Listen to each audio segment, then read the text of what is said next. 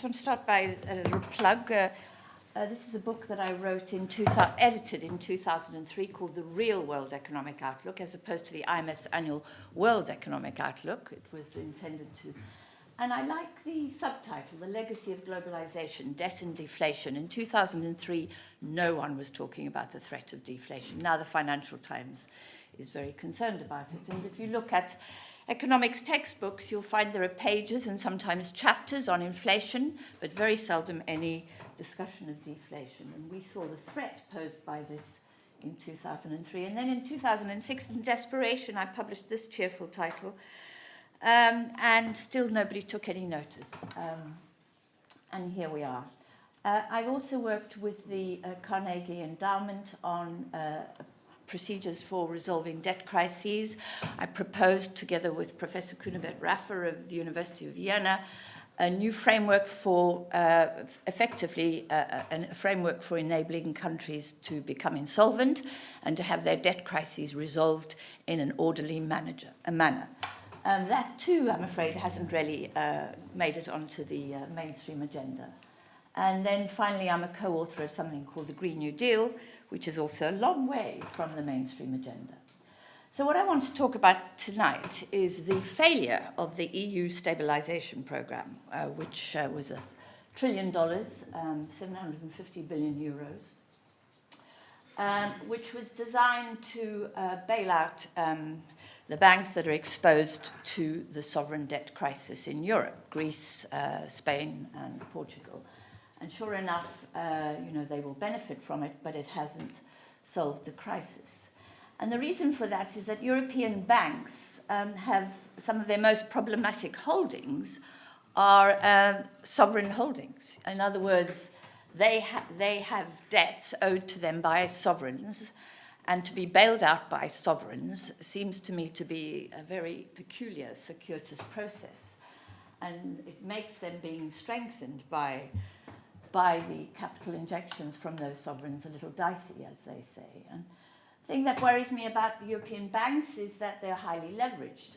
We know that US banks are leveraged by 12 times, JP Morgan by 17 times, Morgan Stanley 17 times, but European banks, the RBS 21 times, capital and BNP 30, UBS 35 times, Deutsche Bank 49 times. This is terrific exposure. This is terrific vulnerability of the private banking sector to both private debts, of course, as well as sovereign debts. And if we look at the Bank for International Settlements in its quarterly review this month has shown us what the exposure of these banks is. The orange chart is, bit of the chart is their foreign claims on the public sector. Foreign claims on banks is the green bit, and foreign claims on non-bank private sector is the beigey bits. So we see here that for Greece, it's Deutschland, it's Germany and France largely, and other European countries. In the case of Ireland, again, it's Germany and France and Great Britain to a huge extent. In the case of Spain, it's again Germany and France, other European countries, and Britain, as well as the US. So there's massive exposure, if you like, to both the private and public sector debts in these countries. And what we now have is a total consensus on the need for a synchronized austerity package across the EU and with time the United States. I've just come from America, and although Larry Summers and the president want to maintain the stimulus, want to reintroduce a new stimulus, Congress and the Senate in particular clearly is against. So what is happening is that, egged on by what Henry Liu calls a perverse coalition of neoliberal public finance ideologues and anti-government conservatives, we are now having imposed almost globally an austerity package, which I will believe will lead to an immense contraction across the global economy and to a lowering of GDP growth, of course, but above all will result in the inability of governments to repay their debts. The fact is that public finances will only recover once the economy recovers. That's the way they always have done, and that's the way they will do in the future. And if efforts are made in a sustained way to prevent the economy from recovering at a time of private sector contraction and banking fragility, to exacerbate private sector contraction and banking fragility with public sector contraction is, in my view, madness. And I stand by those words, and I want you to hold them to me in 2 or 3 years' time. And you know what this coalition, this perverse coalition, is doing is attacking government effectively. As I say, I'm just back from America, and in America, the US Supreme Court has ruled that corporations should be treated as individuals, and in effect has ruled that corporations can spend as much as they want on election campaigns. They've lifted any limits on amounts that corporations can spend. And while I was there last week, there was an election taking place in the state of Arizona. And the state of Arizona has a subsidy for candidates who want to stand in an election but who don't have the money. And if they're competing against candidates with lots of money, millionaires, then the state offers them a particular subsidy to challenge that millionaire in order to, level the playing field, as they say. Well, last week, the Supreme Court intervened in the election in the state of Arizona and eliminated 3 candidates who were receiving the subsidy and left standing alone the millionaire who is now able to finance his campaign. In the same week, of course, Carly Fiorina won the primary election in California, as did the ex-CEO of eBay. And the New York City, of course, is run by a billionaire. So what we have is the powerful and the strong trying to eliminate the role of government as buffer between the powerful and the weak. That's what government has always done. It's acted as a buffer between the weak and the powerful. And this coalition of ideologues is absolutely determined that at this stage of a financial crisis, it will remove the buffer between the financially strong and the weak.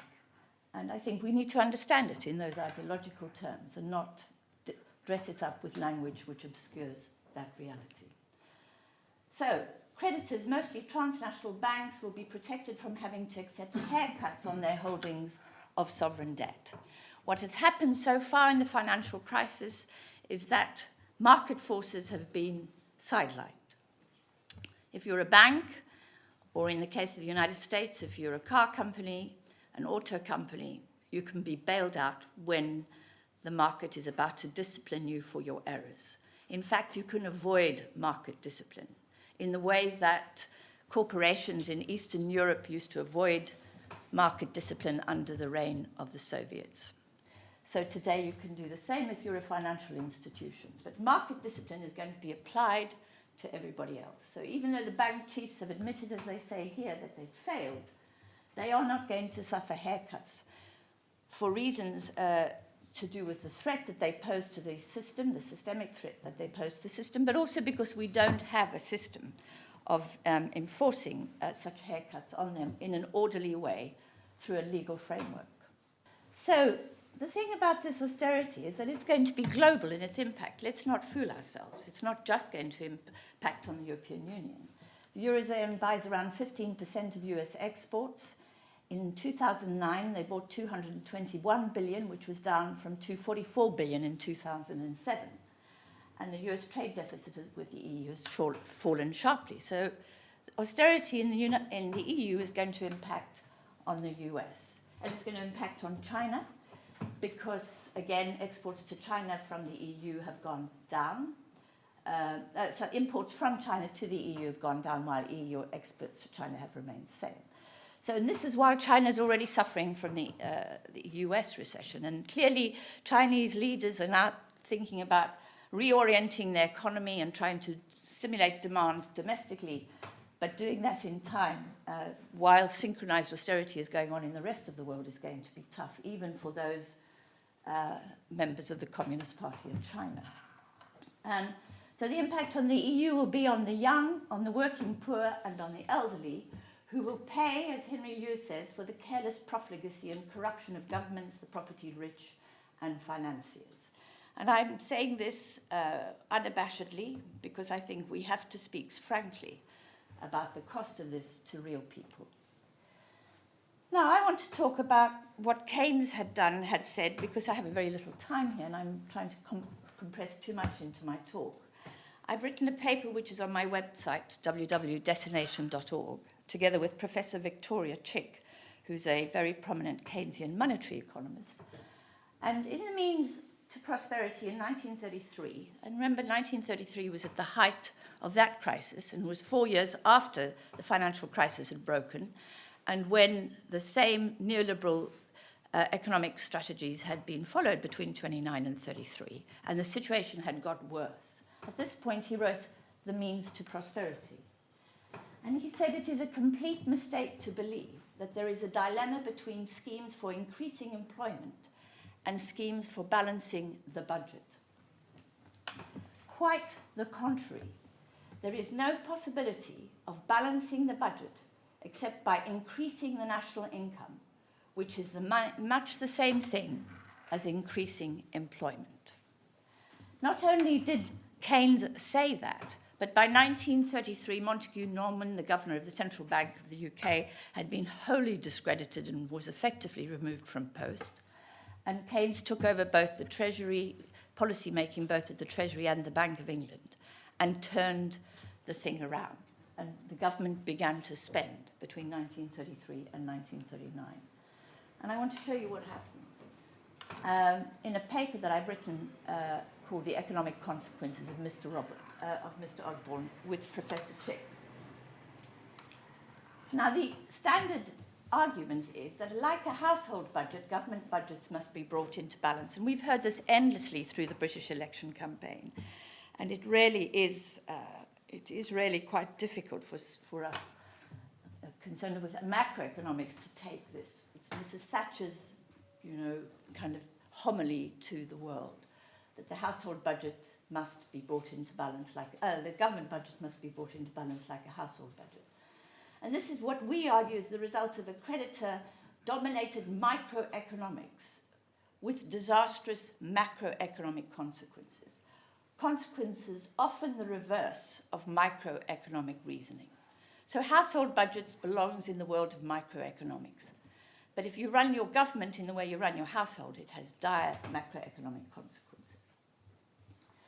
So we argue that fiscal consolidation, A, is not inevitable, and B, it does not improve government finances. And I was hoping I should have had some numbers for you today, because there's a phenomenal thing happening in Britain today as we speak.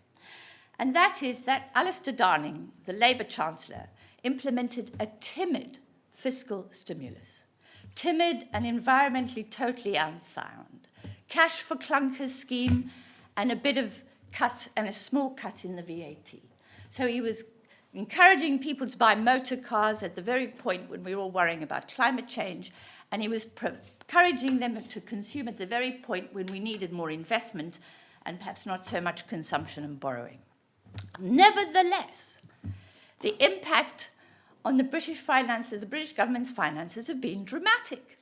And to watch the kind of contortions going on in the Treasury and in the financial circles in London at the moment is quite extraordinary, because they have to report that what has happened is that government borrowing has fallen and that the government's finances have improved with just a mini fiscal stimulus.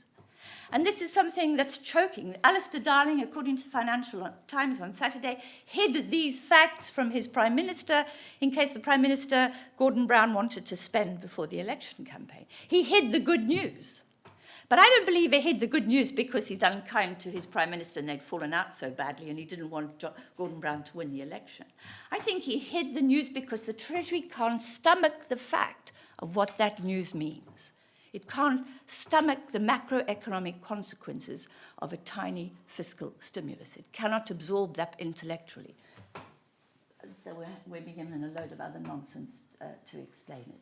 So the fact is that given spare capacity in the economy, in situations of non-full employment, public expenditure is not only productive, but also foster additional activity in the private sector.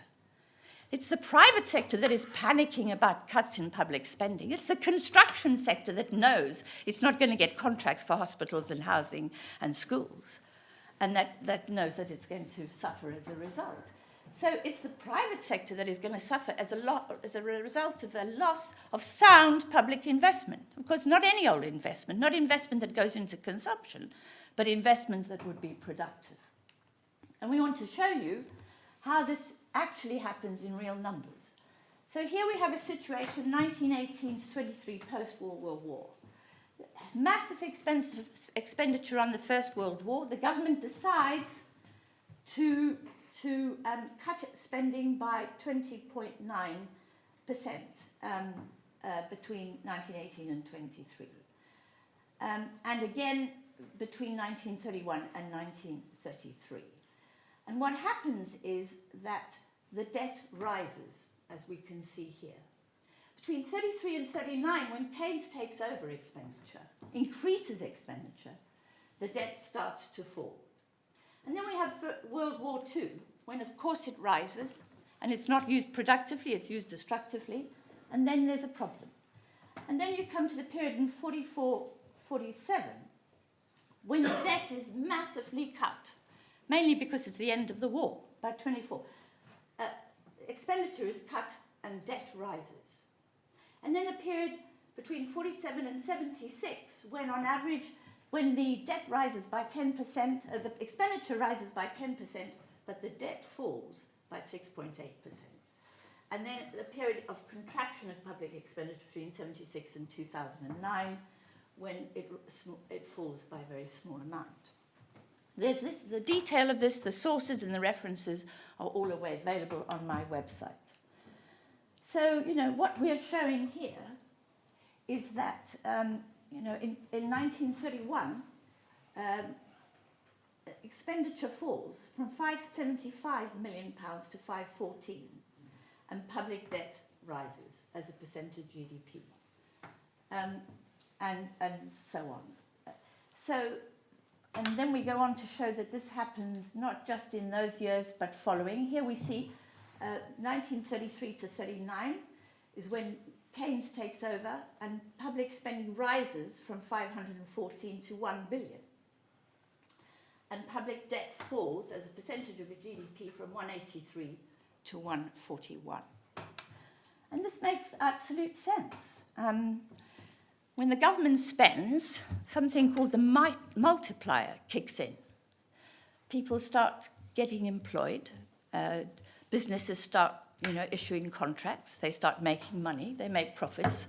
And as a result, they have to pay taxes.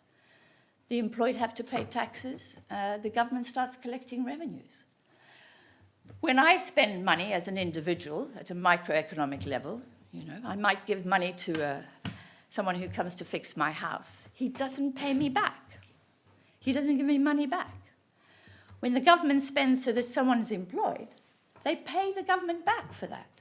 Government spending effectively pays for itself. And we've seen that happen. Of course, if government spending is used recklessly to bail out banks unproductively, then it may not pay for itself, except that banks are now awarding massive bonuses again, and so the government's collecting more tax revenues is one of the reasons why the British government's finances are improving. So the fact is that government spending generates the revenue to pay for government debt, ultimately. And if you cut government spending, you will cut government revenues, and you'll cut the ability of the economy to recover. So, said Keynes, sooner or later, governments, financial markets, and international authorities will be forced to recognize the validity of Keynes' analysis, just as they were forced to do in the 1930s. Thank you very much. It is wonderful to be with you this evening. I have the benefit of being the technician, so I don't have to discuss how we got here, only how we get out of here. I would propose to talk to you about Plan B, and I'll use Greece as an example because we all know more about Greece, I think, at this stage in the process than we do some of these other countries. First, let's be clear about what Plan A is. As you saw in early May, the European Union and the IMF put together a 110 billion euro financial assistance package for Greece. That number was not chosen out of thin air. 110 billion, they reckon, will allow Greece to pay maturing amounts of its public debt over the next 2 to 3 years and cover its budget deficits for that period. So it is a figure that will effectively allow Greece to remain out of the private markets for a considerable period of time, borrowing the funds necessary to continue from the official sector. Now, it is not free. The condition for getting that 110 billion euros will be Greece's compliance with a fiscal austerity program, a severe, some would say savage, fiscal austerity program. But it will avoid, if all goes well, it will avoid a default and it will avoid a restructuring. Now, the rationale for Plan A, I think, is this. First, Plan A will not solve the Greek debt problem. As a matter of fact, Plan A will aggravate it. At the end of the 3 years, the IMF believes Greece will have a debt-to-GDP ratio of about 150%, well above what it is today. The debt doesn't go away in Plan A. It migrates from the hands of private sector creditors, the bondholders, into the hands of the official sector, the EU and the IMF. What Plan A will do, they hope, is buy time. It will give 2 to 3 years in which one or more of the following happy events, they hope, will occur.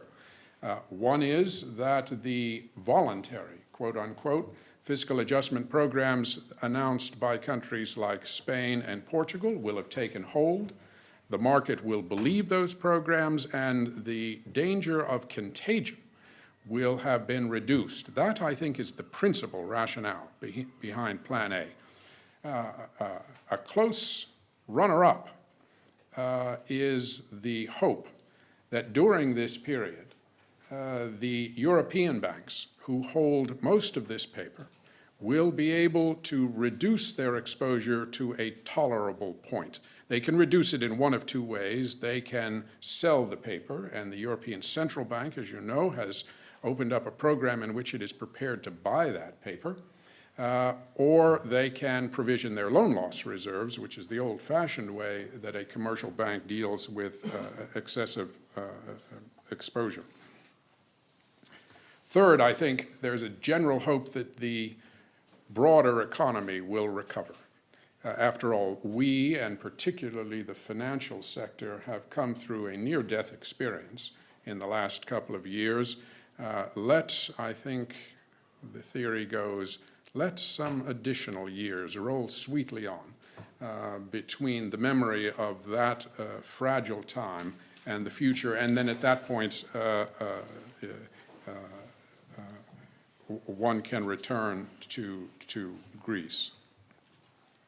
Now, what can go wrong with Plan A? Well, Plan A assumes, and I commend to your attention the IMF report on Greece, extraordinarily candid document.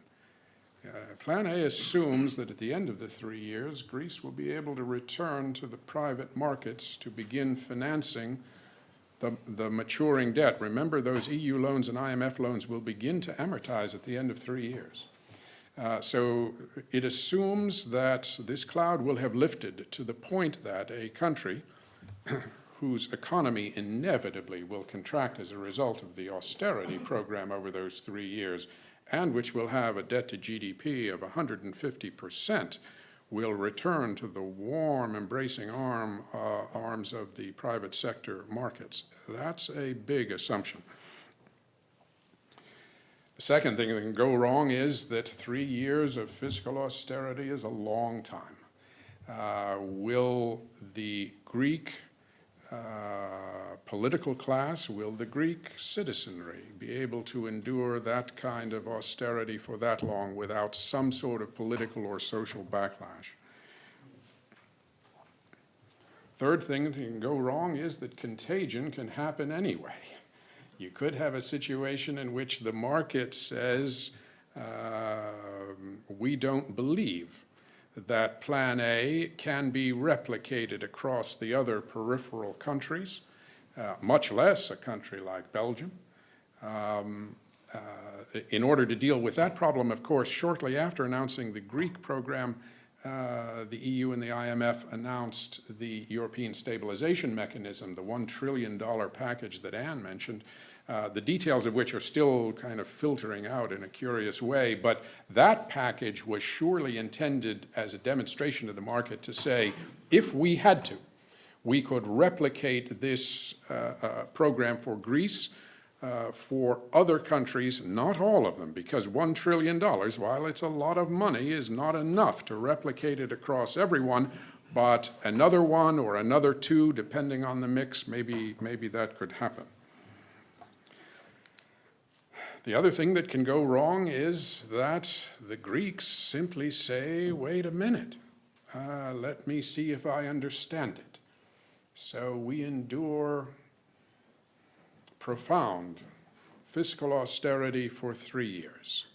Our economy contracts. At the end of the 3 years, we have an even more unsustainable debt profile. So we go through 3 years of agony, and then things really get bad. Were the Greeks to view it this way, were they to say at the end of the 3 years, in all likelihood, they will not have access to the private markets again, and that will mean they will become a ward of the official sector. The IMF, as you know, does not reschedule its debts, but maybe there will be new programs that will disperse amounts to allow repayment of the old programs, the same with the EU. So under that scenario, you have Greece becoming a ward of the official sector for an indefinite number of years in the future. Were the Greeks to view it that way, perhaps Plan A would lose its attractiveness. So what might Plan B be? It would have to involve a restructuring of the Greek debt stock, roughly 300 billion euros. By restructuring, I mean that the debt stock would either have its principal reduced, its repayment delayed, stretched out, or the interest rate reduced, or more likely some combination of those things. It has been done many times in the last 30 years for many countries. It would probably be implemented through an exchange offer in which the country issues new debt instruments, the terms of which reflect whatever debt relief is targeted in the transaction, and asks the holders of the existing instruments to give those instruments back. If you view it in historical terms, the Greek debt stock is probably more susceptible to a restructuring than have been the debt stocks of the emerging market countries, and there have been many of them, that have been restructured over the last 30 years for these reasons. First, the Greek debt stock is almost wholly bonds. It is easier as a sovereign debt restructurer to deal with a homogeneous debt stock, either bonds or commercial bank loans as they were in the 1980s, than it is a very diverse debt stock where you've got a trade indebtedness, bonds, construction companies, and so forth. Iraq, in the period 2004 to 2008, had to deal with an immensely complicated debt stock. Second, and this is a two-edged sword, the holders are mostly commercial banks. Two-edged sword for this reason. On the good side, commercial banks these days in Europe are considerably under the sway of their own governments, so that if there were an official sector decision to pursue a restructuring, moral suasion, let me give it no stronger term than that, might be exercised on the holders of these bonds to go along with the transaction. The downside of it, of course, is that these banks, as Anne has pointed out, are very heavily exposed in these countries. Greece alone, I don't think, brings anyone down, but these banks are very heavily exposed. And so if the debt restructuring is not carried forward with great skill, the danger could be that you could find yourself reducing the debt stock but having to recapitalize your banks with the other hand. On the benefit side, there appears to be relatively little retail, that is non-institutional holding of this paper. You recall in the Argentine affair, beginning in 2001 and still going on, there were tens of thousands of individual bondholders in Italy, in Germany, and in Japan. They have still not been satisfactorily resolved. To approach a debt stock with institutional investors, I promise you, is easier than it is if you're dealing with the widows and orphans. And finally, and we've never tested this before in this business, the Greek debt stock, I believe, is about 90% governed by Greek law. You see, it is an article of faith for investors in emerging market economies never to have their debt instruments governed by the law of that country. Why? Because you might wake up one day and find that they've changed the law and said that what had been a $100 debt yesterday is $50 today.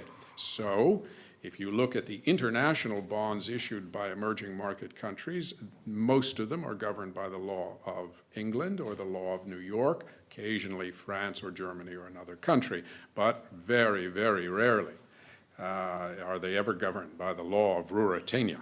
And there's a good reason for it. That is not true in this case. Right or wrong, the investors in Greek bonds have been prepared to buy instruments that are governed by Greek law. Now, this opens up an opportunity, but also runs an enormous risk.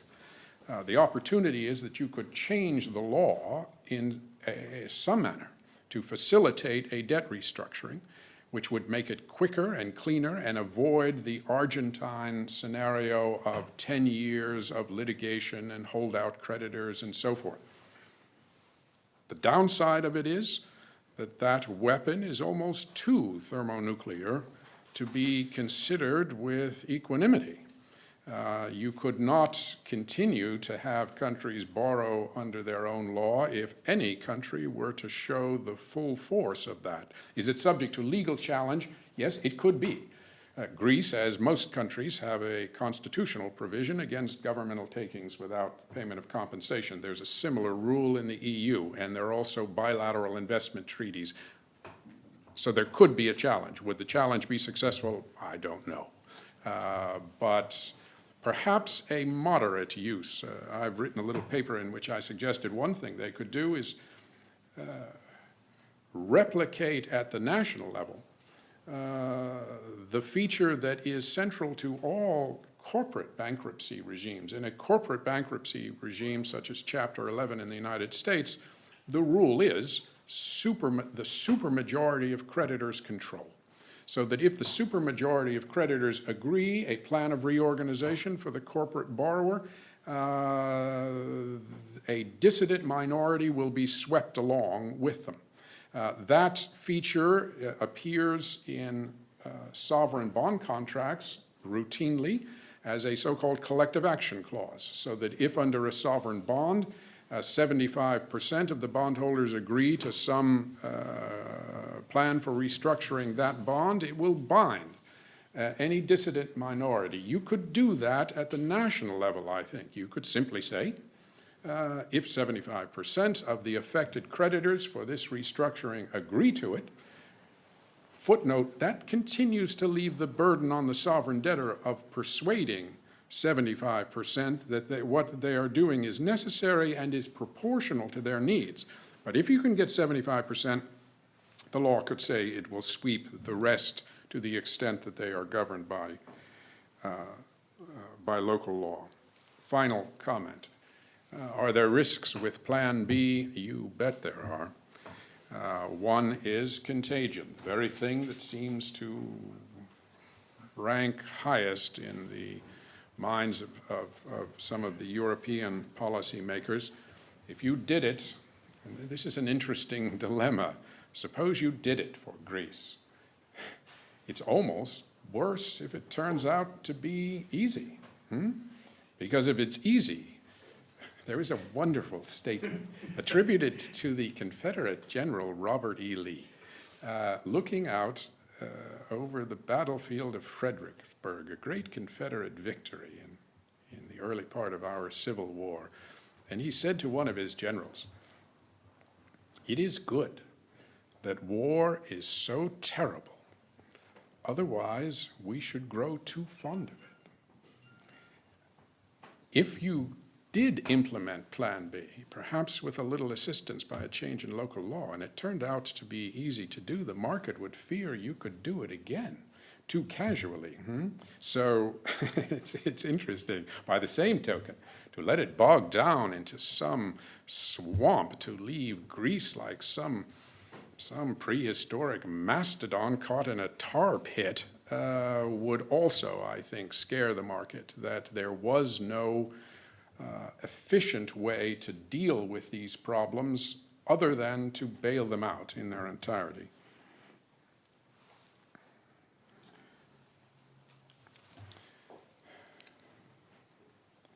There's obviously a risk that if you restructure the debt of a country like this, that the market may not forget or forgive easily. My experience with markets is they forget and forgive awfully quickly these days, but who knows? And finally, of course, it cannot be swept aside that however you conduct this debt restructuring, the holders of the paper, for good or ill, are largely commercial banks. They have the vulnerabilities, and I think discuss some of the vulnerabilities of the European banks, and you would have to conduct it in such a way as to protect, to the extent you can protect, while recognizing that this is a zero-sum game. €1 not paid back to someone is €1 less that they're going to be able to record on their own balance sheet. So protecting the banks, I think, would have to be a high priority. I'll stop there, Jen.